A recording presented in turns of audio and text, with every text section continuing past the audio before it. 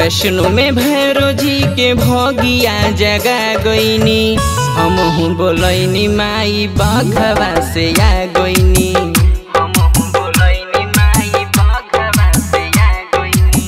नव दिन पूजन करई ह बता गईनी। हमहू बोलैनी माई मैहर से आ गईनी।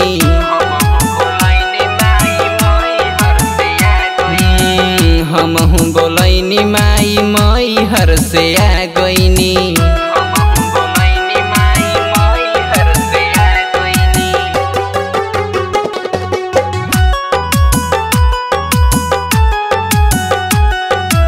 म्यूजिक बाय राजू बाबू।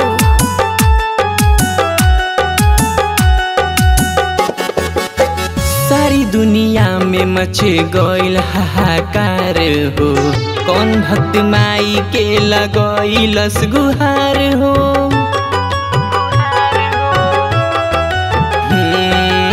सारी दुनिया में मचे गईल हाहाकार हो। कौन भक्त माई के लगैलस गुहार हो।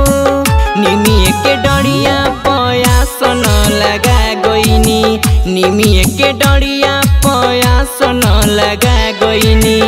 हमहू बोलैनी माई बघवा से आ गईनी।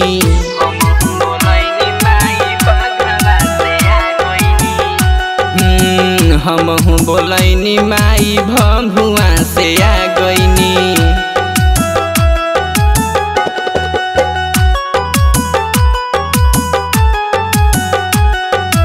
म्यूजिक बाय राजू बाबू।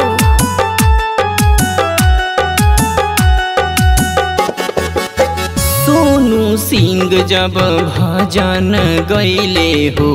सुरेंद्र दीवाना माई के आरती सजैले हो।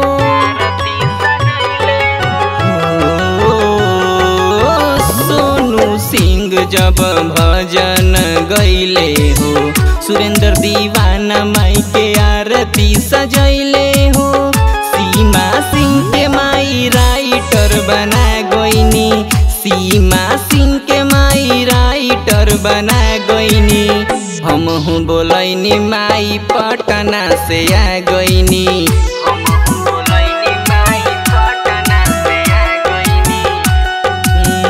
हमहू बोलैनी माई पटना से आ